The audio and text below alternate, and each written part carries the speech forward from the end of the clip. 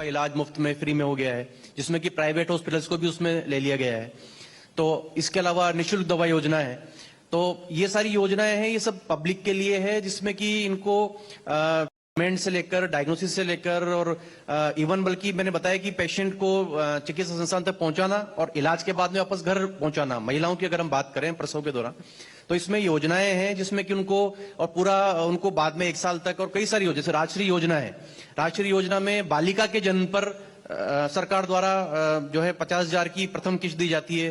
फिर समय समय पर जब तक 12 तक बालिका पढ़ती है तब तक उसको 6 या 7 किस्त उसकी दी जाती है।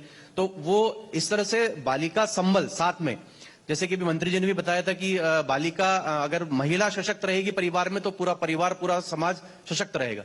तो उसी तरह से इसमें बालिका संबल को करने के लिए इस तरह से कई सारी योजनाएं हैं। प्रसव में भी हैं, प्रसव के बाद बालिका अगर जन्म लेती है तो उसके लिए भी हैं, और फिर आगे जब उसकी शिक्षा, जब तक आवश्यक शिक्षा 12 तक पूरी होती है उसके लिए भी कई सारी योजनाएं हैं।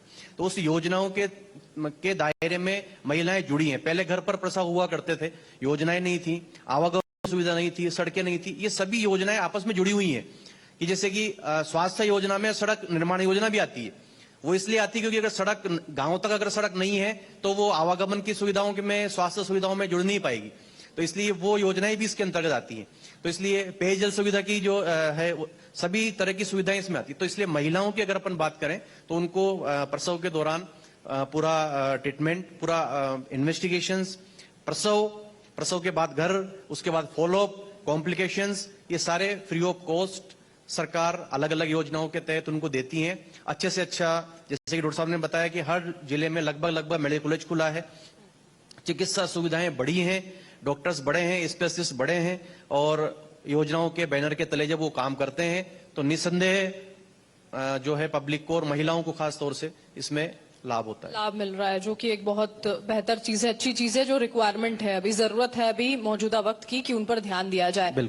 ब्रजेश जी, उसी के साथ में देखिए, जैसे प्रवीण जी ने बोला कि एक चीज दूसरे से कनेक्ट होती है, सड़कें बनी हुई होंगी, लोग पहुंच पाएंगे, लाभ ले पाएंगे। इसी के साथ में एक समस्या ये भी आती है कि अगर कनेक्टिविटी इशू है, अगर आपको किसी पेशेंट से कनेक्ट होना है, वहां पर इस तरह की सुविधा ही नहीं है, बहुत ग्रामीण क्षेत्र हैं, तब भी समस्याएं जो बहुत ज्यादा आती हैं और फिर लोग वंचित रह जाते हैं।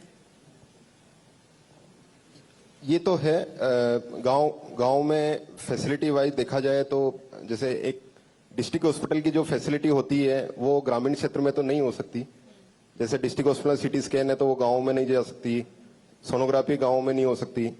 तो कहीं ना कहीं उसमें तो वंचित रह ही जाते हैं पेशेंट बहुत सारे।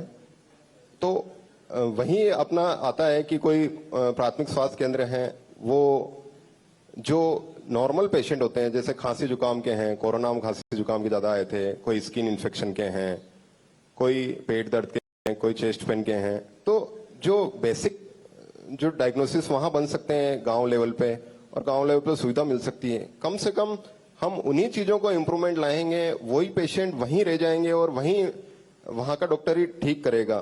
तो